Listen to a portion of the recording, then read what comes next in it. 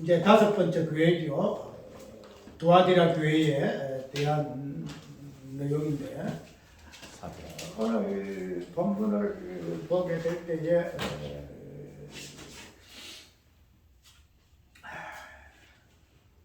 조금 난해한 부분들이 좀 있어요.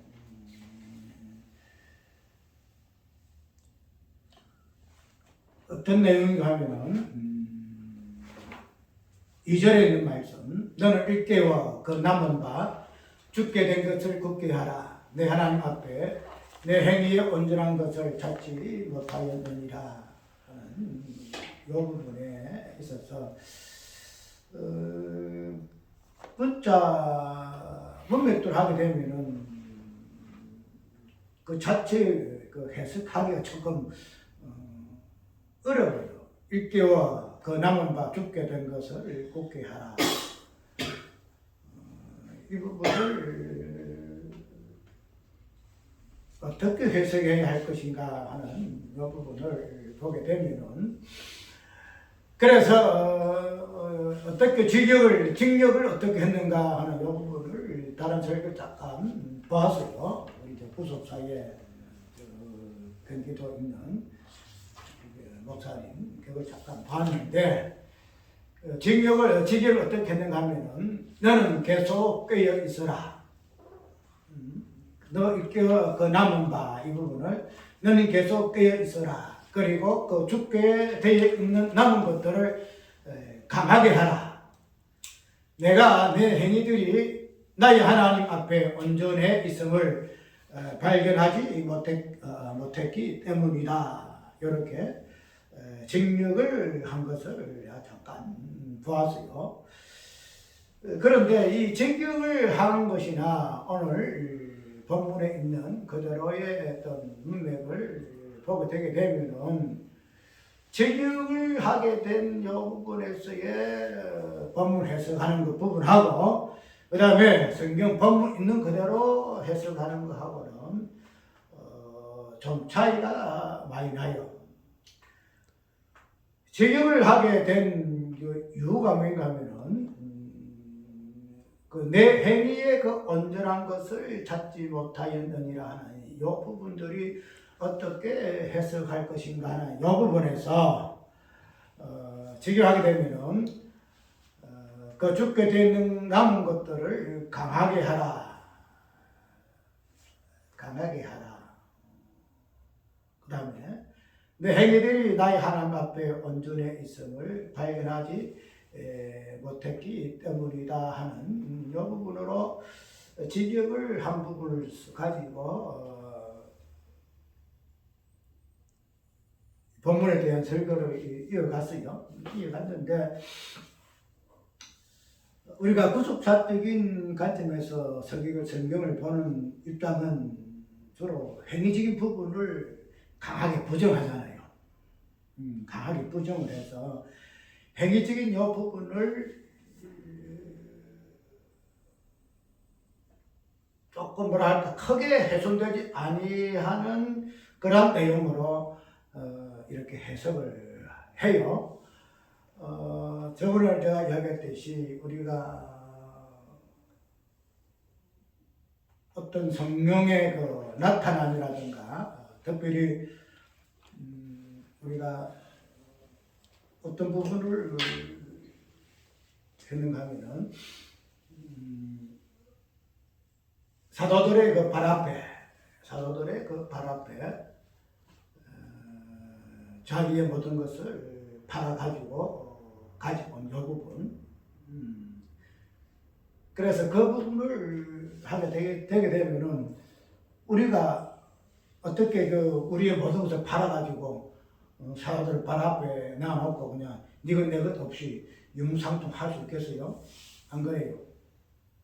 그래서 그런 것은 불가능한 것이니, 자, 그 부분을 어떤 법문 그대로 유무상통 다 가서 팔아가지고 우리가 그에 바쳐야 된다는 그런 관점에서 이야기를 하지 아니하고, 그런 부분이 없음으로 해서 우리의 그러하지 못한 삶을 돌아봐야 한다 하는 그런 식으로 이야기를 많이 해요.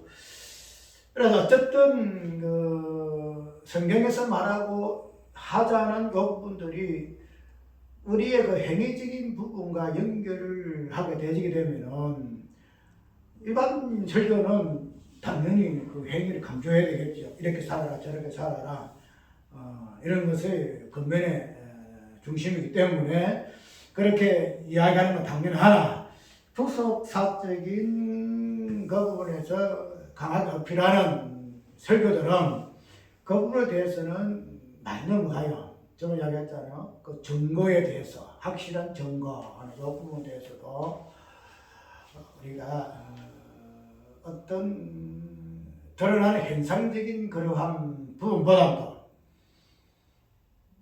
뭐랄까 본질적인 부분을 강조한다고 했죠. 실존이라는 이 부분, 실존 이 부분을 보다도 본질적인 부분.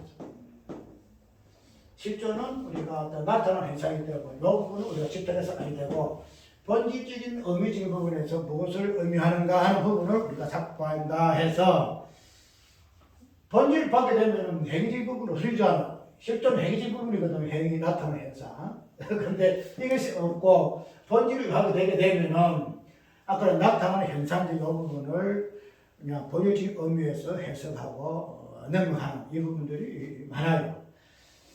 그렇기 때문에 이 징역을 우리가 성경 자체를 전부 다 직역을 할 수가 없잖아요. 성 자체는. 성경 자체는 직역을 할 수가 없는데 왜 직역을 하는가 하면은 그 직역적인 부분에 있어서 그 성경 본문이 어떤 난해하고 더 특별히 구속사적 입장에서 보는 관점에서 행위적인 부분을 강조하는 그런 문맥으로 나아가게 되길 때는 이것이 직역으로 많이 바꿔요. 직역으로 바꿔서 이제 그런 부분으로 이제 묘사해가지고 본질적인 부분으로 이야기를 하고 있는데 그래서 직역을 함으로 인해서 강조하는 것이 무엇인가 하면은 온전에 대한 권면, 온전에 대한 권면. 보니까 내 하나님 앞에 내 행위에 온전한 것을 찾지 못하였느니라. 내 행위에 온전한 것을 찾지 못하였느니라 하는 이 부분을 가지고 행위적인 부분에서 권면이 성경에서 말하는 우리 행위가 하나님 앞에 온전하게 되어지는 것에 대해서의 권면하고 있지 않다. 그래서 우리 쉽게 말해서 우리 행위가 하나님 앞에 온전하게 행함에 있어서 온전해라.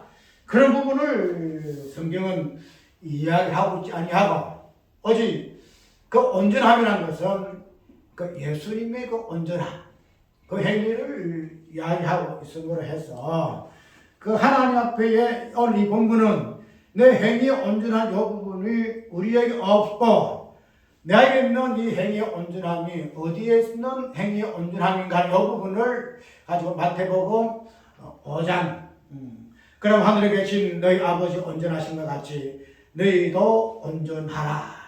그 다음에 신명기에 있는 18장에 있는 것으로 내가 온전해 너희도 온전하라. 여기 있는 거룩이라는지 이 부분을 이제 연결해서 온전에 대한 그러한 견면으로 두아디라 교회의 말씀으로 이어가는 부분을 사대교회 이야기를 하고 있어요. 그런데 오늘 본문 속에서 온전한 그 부분 앞에서 드러난 부분이 뭔가 하면은 내 행위에 온전한 것이라 이렇게 이야기를 하고 있죠. 내가 내 행위를 아노니 내가 살았다 하는 이름은 가졌으나 죽은 자로다. 너를 깨워 그 남은 바 죽게 된 것을 굳게 하라. 내 하나님 앞에 내 행위에 온전한 것을 찾지 못하였느니라 하는 이 부분에서 내 행위에 온전한 것도 있지만 그 일절에도 보게 되게 되면은 내가 내 행위를 아노니 내가 살았다는 이름은 가졌으나 죽은 자로다 하는 행위적인 부분이 1절에도 있고 그 다음에 2절에도 그 부분들이 같이 언급이 되어지고 있지요. 그래서 이런 행위적인 요 부분이 언급이 되어지고 있음으로 해서 그 행위적인 부분을 우리의 행위로 보지 아니하고 이 본문에서 말하는 그 행위가 저 두아디라 교회의 사도교회의 그 행위가 그들의 어떤 행위가 아니고 예수 그리스도의 그 행위의 어떤 부분을 근면의 내용으로 주셨다라는 식으로 이야기를 하고 있다는 사실이죠. 그런데 우리가 이 행위라는 이 부분이 나점을 하고 이야기를 한 것 같아요. 이 행위라는 이 부분은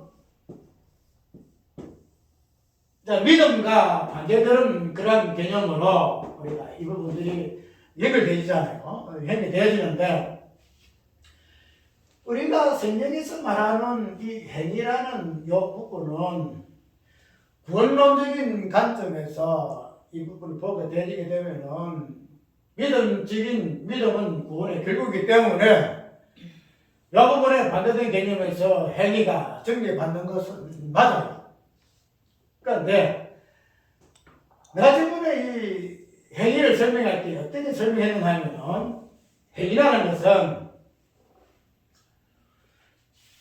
유대인들이 말하고 하는 이 행위라는 것은 무엇에 대한 행위죠? 유대인들은 자기 의를 드러내는 행위자, 자기 의를 드러내는 행위라는. 그렇게 되면 우리 예수님이 유대인들과의 그렇게 논박을 하고 싸운 이유, 그 다음에 유대인에 의해서 죽음을 당한 이유가 뭔가면은 유대인들이 말하고자 하는 그들의 그 의에 대해서, 자기 의에 대해서 예수님은 너희들은 어려운 자가 아니다. 그런 부분에서 변론하는 의미가 있는 부분이거든요. 그래서 성경 보면은 자주 등장하잖아. 세리에, 우리 잘 알고 있는 세리와 바리새인의 그 기도. 그러잖아요. 성경에서. 세리는 나는 죄인입니다 하는 그 죄를 드러내는 이 부분이었고, 바리새인들은 나는 죄가 없습니다 하는 의를 드러내는 개념이 있다는 거죠. 그 되면 예수님이 바리새인들을 정죄하고 하할 것이라고 말씀하신 그 의미가 무엇인가 하면 그들의 행위가 무엇을 의미하는가 하는 부분을 드러내기 위한 변론인 것을 우리가 안다는 거죠. 그 되면 유대인들이 말하는 그 행위는 결국 무엇을 이야기하는 거예요? 자기 의.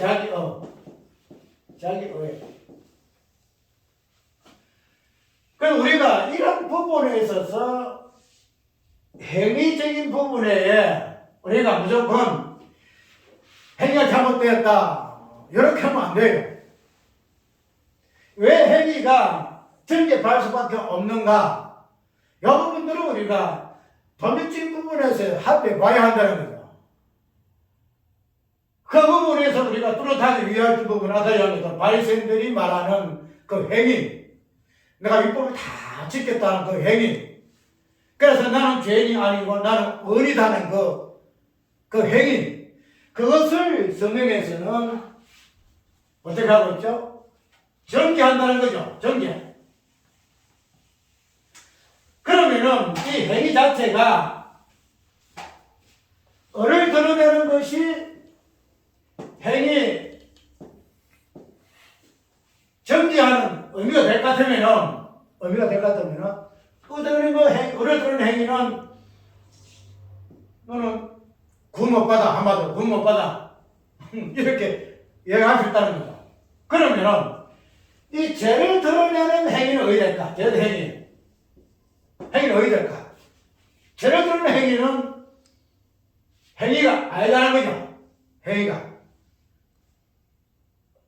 이 부분에서 우리가 어떻게 정확하게 분리를 해낼 것인가? 어떻게 분리해낼 것인가? 그러면 죄를 드러내는 행위란 것이 무엇일까? 죄를 드러내게 되면은 이거는 행위가 아니고 다른 말로 뭐예요? 믿음이라 이렇게 이야기할 수 있다는 거죠. 예. 의를 드러내는 것이 행위일 것 같으면은 죄를 드러내는 것은 뭐예요? 믿음이 이름이라고 우리가 이야기를 할 수가 있다는 거야. 오늘 이 부분에서 이 두아디라 교회죠? 사대교회죠? 사대교회에서 오늘 본문속에 나오는 그 문맥을 한번 살펴볼까요? 내가 내 행위를 아노니 살았다는 이름을 가졌으나 죽은 자로다. 이리 이야기하죠. 죽은 자로다. 살았다는 이름을 가졌으나 죽은 자로다. 이리 이야기하고 있는데, 그러면은 살았다 하는 이름을 가졌으나 죽은 자로다 하는 이 부분에서 뒤에 책망이 나오죠. 책망이 나오는데 어떤 책망이요? 너를 일깨워 그 남은 바 죽게 된 것을 굳게 하라. 오늘 그 제목같이 죽게 된 것을 굳게 하라. 이리 이야기를 하고 있다는 거예요. 이 부분에 이어서 우리가 몇 절 한번 볼까요?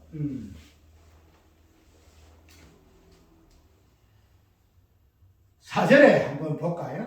그러나 사대에 그 옷을 더럽히지 아니한 자 몇 명이 내게서 흰옷을 입고 나와 함께 다니리니 그들은 합당한 자인 연고라.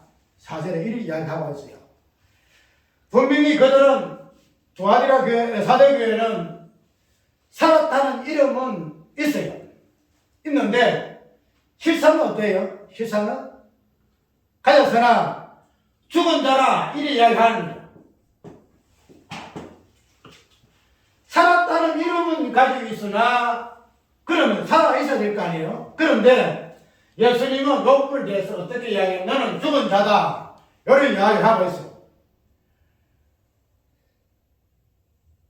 왜 살았다는 이름을 가진 자가 살아있지 아니하고 죽은 자가 되어야 될까요? 죽은 자가? 원래 살아있기 위해서는 무엇이 있어야 돼요? 살기 위해서는 뭐가 돼요?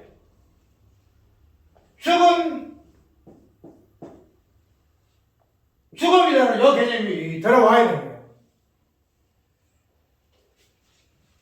사대교회의 실상은 뭔가 하면은 그들은 살아있어요.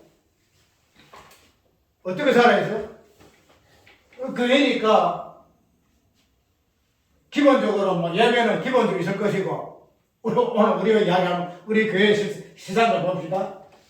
헌금도 있을 것이고, 전도도 있을 것이고, 봉사도 있을 것이고, 다양한 교회의 모습들이 있다 이 말이죠. 그런데 이 4대 교회의 예수님이 책망한 이유가 뭔가 하면 분명히 그런 부분에서는 살아있어요. 살아있다. 살아있는데 그러나 실상은 산 것이 아니라 어떤 존재예요? 죽은 자라 이 이야기한 거예요. 죽은 자라. 그러면 왜 살아있는데 죽은 자가 될까? 죽은 자가 될까? 우리가 산다는 것은 우리 교회 표가 그러잖아요. 죽으면 산다. 죽으면 산다는 거야. 그런데 분명히 사대교회는 살아있어요. 살아있어. 그런데 실제적으로 보게 되면은 죽은 자야, 죽은 자. 죽으면 살아. 쉽게 말해 전에 우리 이야기했죠. 없음을 통해서 있음이라는 사는 것이 있어야 되는데 뭐가 없어요? 없음이 없이, 죽음이 없이 그냥 사는 것만 있다는 거예요. 사는 것만. 쉽게 말하면 우리가 십자가를 이야기할 때에, 예수님 십자가를 할 때에 십자가는 있고요. 십자가 있잖아. 십자가 있고 그 다음에 부활 있잖아요. 부활 있잖아. 우리가 이 부활을 이야기할 때에 부활은 뭐 때문에 부활을 낸 거야? 십자가 있음으로 부활이 있는 거예요. 그런데 부활이라는 것이 십자가 없이 부활만 있다는 거예요. 오늘 쉽게 이야기하게 되면 사대교회가 십자가 있어가지고 부활이 있어야 하는데 십자가 없이 그냥 부활만 있다는 거야. 부활만. 이 부분을 이제 2절에 어떻게 이야기하느냐. 너는 일깨워 그 남은 바 죽게 된 것을 굳게 하라. 죽게 된 것을 굳게 하라. 죽게 된 것을 굳게 하라 하는 의미는 뭔가 하면은 아까 우리가 4절에 봤지요. 사대교회는 흰옷을 입고 있어가지고 그 흰옷을 더럽히지 아니한 자가 있어요. 그럼 흰옷이라는 이 부분은 뭔가 하면은 흰옷은 죽었다가 산자 이 개념을 흰옷을 입은 자라 이야기한다는 거예요. 분명히 사대교회는 이름은 살아서나 실제적으로는 죽은 자이지만은 그러나 그들 중에 그냥 천천히 다 그런 거 아니고 그들 중에 몇 사람은 흰옷을 입고 그 흰옷을 더럽히지 아니하는 몇 있다 이렇게 이야기하고 있다는 거예요. 그래서 사대에 그것을 더럽히지 아니한 자 몇 명이 내게 있어. 분명히 전체적인 입장에서는 죽지 아니하고 그냥 살았다는 이름만 가진 사대교회지만은 그러나 그들 중에라도 몇 명은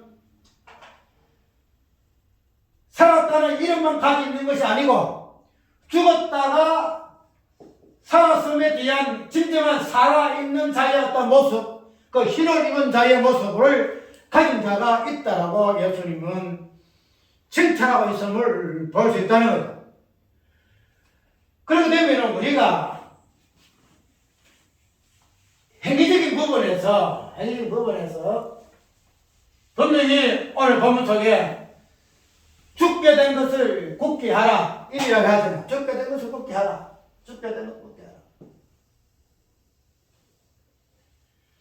우리 인간의 행위적인 부분을 볼 것 같으면은 굳게 어떻게 한다면 우리가 무엇을 굳게 한다는 거야?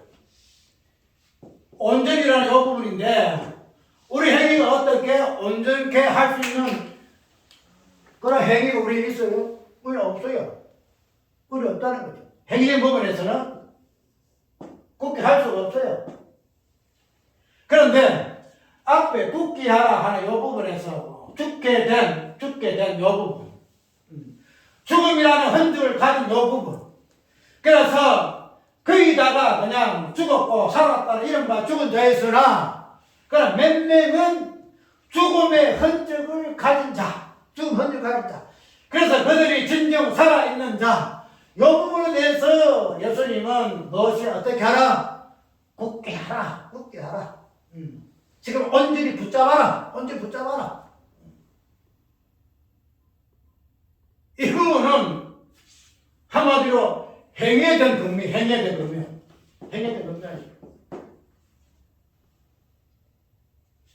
죽음에 대한 행위. 이 부분을 예수님은 굳게 하라, 온전케 되어라, 이렇게 금민하고 있다는 거예요. 죽지 않고 살고자 하는 그런 행위가 아니고, 십자가 없는 그런 행위가 아니고, 부활만 있는 그런 행위가 아니고, 십자가의 흔적을 가지고 있는 그런 행위. 그러니까 죽게 된 것에 대하여 굳게 하라.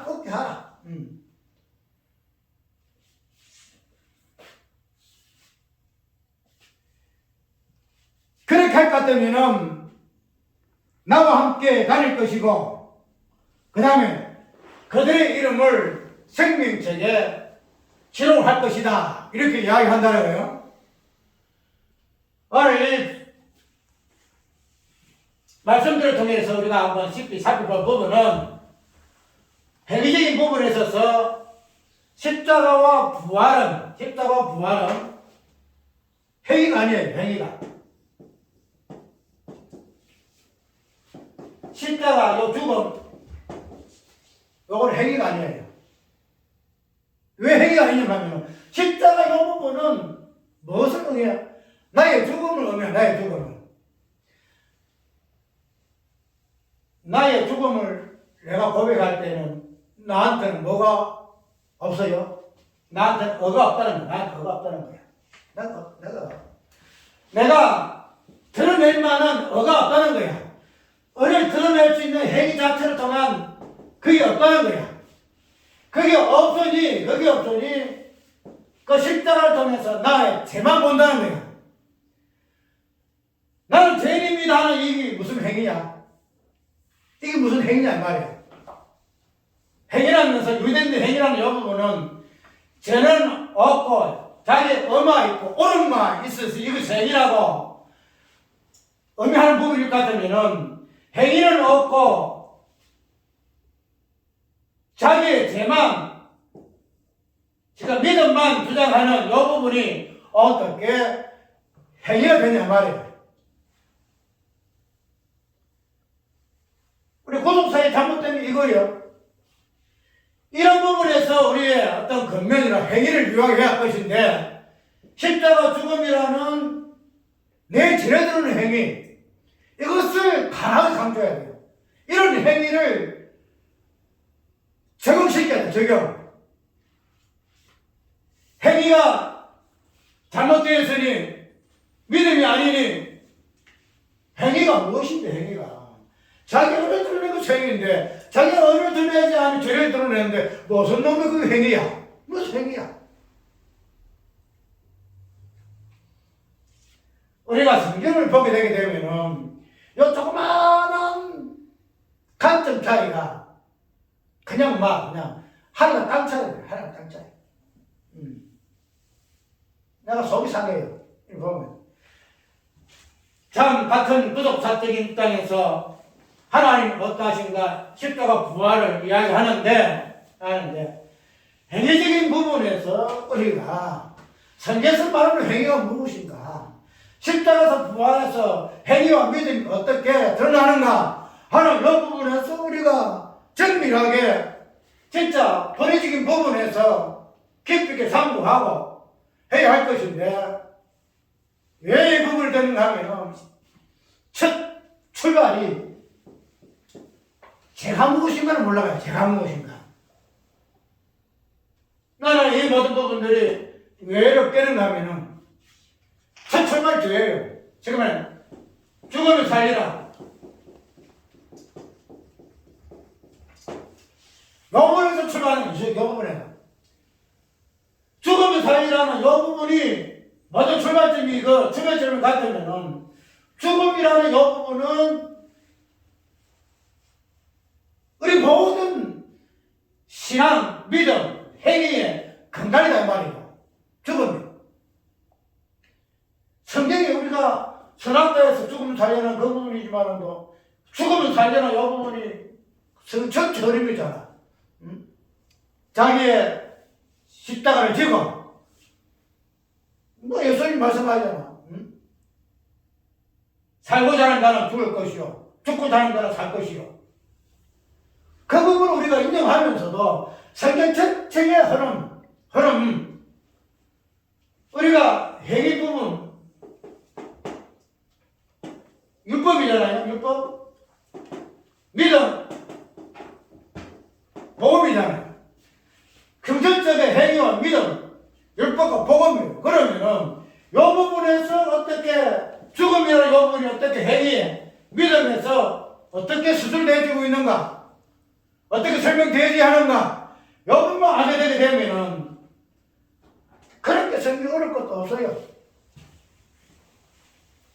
그런데 죽으면 살리라는 이 부분을 단순하게 그냥 하나 가정으로만 이야기하고 성경 처음부터 끝까지 큰 표두리를 흐르는 본질적 흐름으로 이해를 하지 못하고 있기 때문에 죄의 개념이 드러나지 않는다는 거예요. 죄의 개념이. 그러니까 십자가를 이야기할 때는 단순히 예수님이 우리를 대해 위해 십자가 죽었었다. 어떤 구원의 방편으로서만 십자가를 많이 인용하잖아요. 왜 예수님이 십자가 졌으냐? 죄 때문에 십자가 죽었었다. 이렇게 이야기합니다. 그러나 십자가의 자체가 죄가 무엇인가를 보여주는 그런적인 개념이기 때문에 이 십자가에서 죄의 개념을 깊이 알아야 합니다. 오늘 사대교회에 살았다 이름을 가진 그 애가 왜 그들이 살았다는 그 애로서 그만 그렇게 뭐 살았다는 이름을 자부할 정도로 그런 교회잖아요.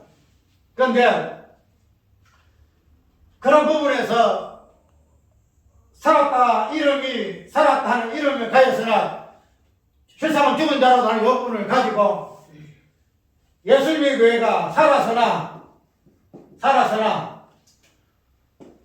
죽을 수 있는가? 요를 이야기해요. 그러면은 살았다 이름이 있으나 실상은 죽은 교회이기 때문에 사도교회는 교회가 아니다. 본질적으로 교회가 아니다. 요를 이야기해요. 그러면은 그 죽음부터 걷게 하라. 히로도 이런 사람들이 있다. 그럼 그 사람은 사도교회는 아니에요.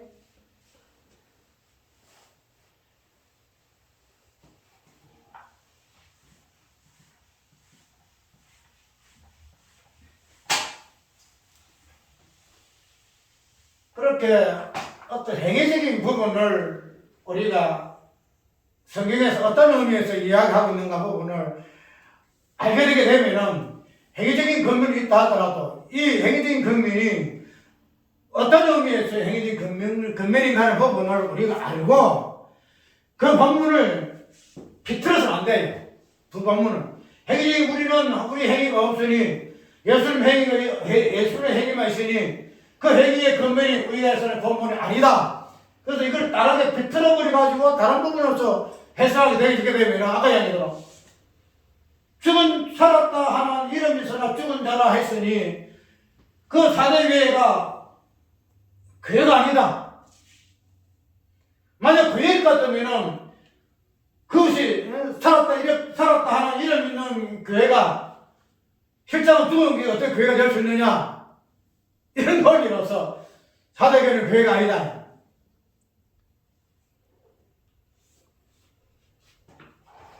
그게 아니라는 거죠. 사대교회가 교회가 아닐 것 같으면은 히로님 몇몇 사람들은 그 사람은 그럼 빌라델피아 교회 사람들이요. 다른 데 교회 사람들이요. 오늘 본문에서 하는 사대교회에 대한 언급이다 이 말이죠. 근데 그 부분을 가지고 죽었다, 살았다, 이게 이리 있다 해가지고 사대교회는 교회가 아니다. 그렇게 이야기하면 안 된다는 거예요. 왜 그걸 이야기하는가 하면은 행위적인 이 부분이 우리 이 땅에서 행위가 우리에게 요구된 부분은 아니기 때문에 예수님의 행위만 이야기를 하려고 하니까 죽게 된 이 부분에 대해서의 희로지는 이 부분들이 정리가 안 되고 그러면은 온전 굳게 하라. 온전히 이 부분들이 아까 말한 마태복음의 5장에서부터 해가지고 온전에 대한 근면으로 예수님에 대한 온전 그분을 가지고 이야기를 한다는 거예요. 근데 분명히 내 행위는 안 오니 그 행위의 이 부분이 오늘 예수님께서 사도교회에서 말씀하신 이 행위는 죽지 않고 살고자 하는 그 행위에 대해서의 책망이고 죽으면 살리라는 그 부분에 대해서는 예수님이 그 행위를 칭찬하고 건면하고 있다는 거예요. 제가 이제는 우리 목사님에 대해서 이제 공부를 좀 많이 할 거예요. 왜냐하면 우리가 옛날에 아직 시간 있어요. 옛날에 저기 구속사 있어요. 구속사 설교를 서로 나누었어요. 설교 나눠가지고 이야기했잖아요.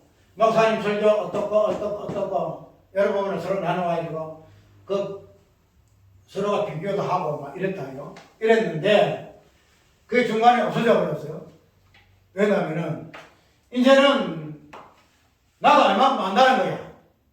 꼭 굳이 비교할 필요가 뭐 있노? 또 그렇게 하다 보니까 속도 상하거든. 목사님 설교 조금 이렇게 하면 어떻겠습니까? 저렇게 하면 어떻겠습니까? 이 부분들 서로가 좀 하게 됐듯이 하다 보니까 나는 그거 참여 안 했어요. 안 했는데 하다 보니까 그 부분에서 약간 삐뚤어가 생기는 거예요. 그래가지고 이것이 이제 해체가 되고 각자가 이제 나름대로 설교하고 이렇게 이야기하거든요. 이야기하는데 제가 설교라는 것은 설교자는 설교자에 대해서의 서로가 부분이에요. 마태복음, 마가복음, 누가복음, 요한복음 다시 이 각 지체의 어떤 연결이에요. 내만 마태복음만 온전히 복음이 되는 거 아니에요. 마가가 있어야 되고 누가가 있어야 되고 요한이 있어야 돼.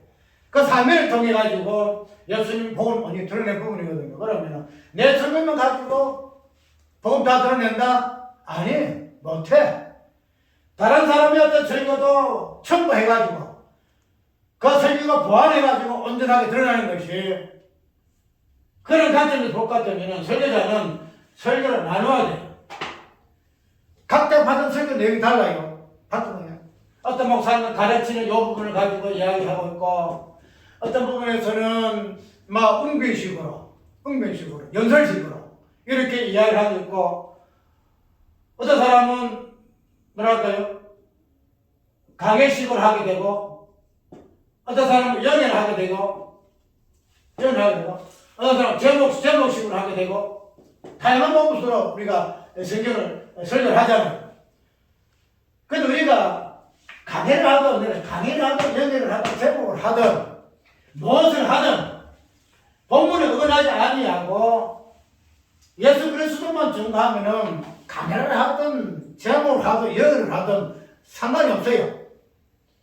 그런데 이제 제목을 하게 되고 연애를 하게 되고 이거 하게 되면은 그 부분이 조금 본문에서 벗어나는 그런 부분이 있기 때문에 그것을 지향하는 거지. 이 부분을 가지고 예수 그리스도만 본문을 의지해서 정확하게 복음을 이야기하게 되면은 어느 상관이 없다는 거죠.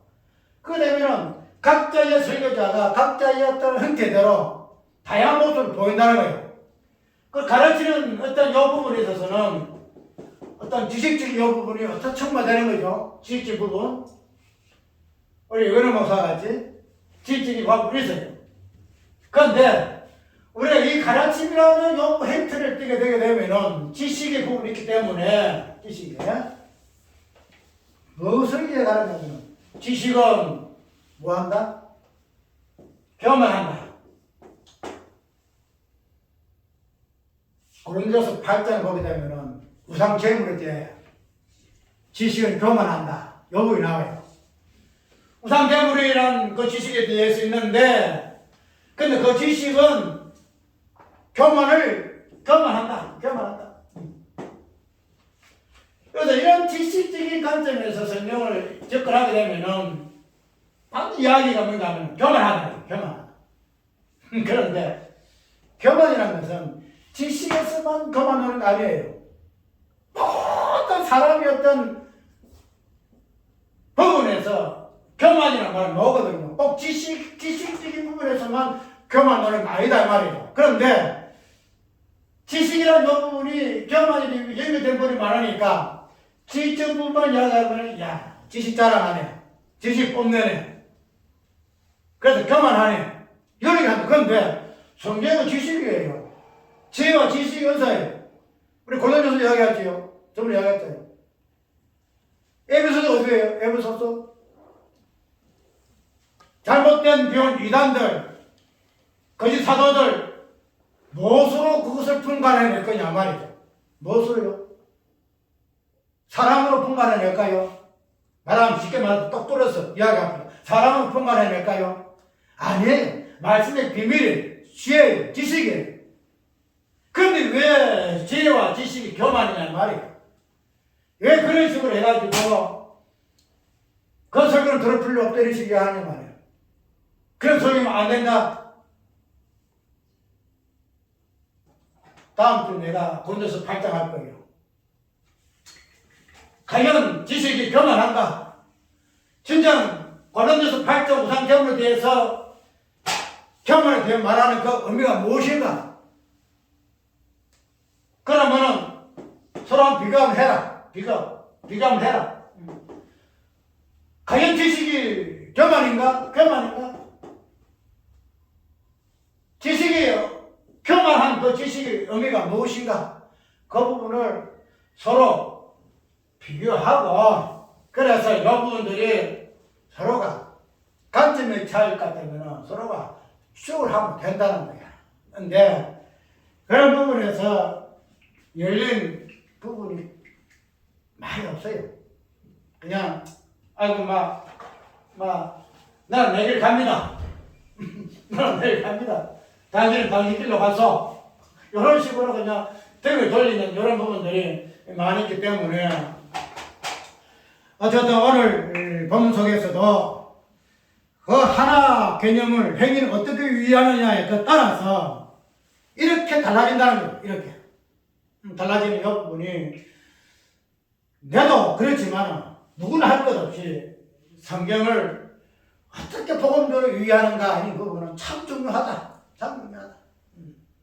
다시 한번 내가 깊이 한번 생각해봤는데 어쨌든 오늘 이 사대교회에 대해서 예수께서 책망하시고 칭찬하신 이 부분은 죽은 것을 굳게 하라. 죽은 것을 굳게 하라. 살았다 하는 그 이름 자체가 왜 이름만 있는 것이 될 수밖에 없는가 하는 부분은 죽음이라는 이 부분이 없는 그 존재는 살았다는 이름은 가해서나 실상은 죽은 자다. 죽은 자다. 그런데 그 죽은 것이 너 가운데 있구나. 흰 옷 입은 몇 사람 있구나. 그 죽음의 흔적을 지금이라도 굳게 해라. 온전케 해라. 강하게 붙잡아라. 그러면은 내가 뭐한다? 생명책의 이름을 흐리지 않고 기록하겠다. 살아있음이란 뭐예요? 이름이란 뭐예요? 이름이란 것은 살아있음에 대한 내용이잖아. 의미잖아. 생명책이라는 것은 그냥 단순한 책이 아니에요. 생명이라는 것은 책이잖아. 책은 무엇에 된 거예요? 우리가 이름을 책에다 적잖아요. 책에다 이름 적잖아요. 그죠? 그러면은 생명이라는 실존적인 개념이 있는 자를 이름이라 이래 이야기해요. 생명 가진 자를 이름이라 그래 한다 이 말이에요. 그게 세계로 이야기하고 있는 거예요. 뭐 책이 큰 책이 있어가지고 이게 그냥 이렇게 하는 거 아니고 생명책이라는 의미가 그죠. 생명을 생명이 어떤 본질을 가지고 있는 자, 그걸 이름이라 이렇게 이야기한다는 거예요. 그래서 살았다 하나 이름이 있으나 죽은 자의 어떤 그 개념을 예수님께서 그런 부분으로 사도교회에 책망하시고 건면하고 있음을 우리가 깊이 생각하고 살았다 하는 이름들 다 살았어요. 지금 우리 교회들 다 살았어. 그런데 우리 예수님이 그 부분을 보신다는 거죠. 내가 내 행위를 아노니 7배를 붙잡고 7명 완전한 영이신 그 영의 어떤 영안을 가지시고 우리가 알지 못하는 많은 사람들이 야 저 교회 진짜 살았어. 진짜 교회야. 그런 부분에서 예수님은 아니야. 그건 껍데기야. 안 그래. 죽었어. 요걸 이야기하는데 그 어떤 분별하는 시금식인가 하면은 죽음이라는 거야. 죽은 것이야. 흔적, 죽음의 흔적. 그 십자가. 그 십자가 있는 부활. 십자가 없는 부활이 아니고 십자가 있는 부활을 주님께서는 요구하시고 칭찬하시고 그것에 대하여 참으로 말씀하고 있으며 오늘 사도교회의 내용인 것을 우리가 깊이 생각하고 과연 우리가 살았다는 이름만 가지고 있는가? 가지고 있는가? 아니면은 죽음이라는 흔적을 가지고 있는 진정한 살아있는 자야 된가 하는 부분을 살피는 시간 되길 바랍니다.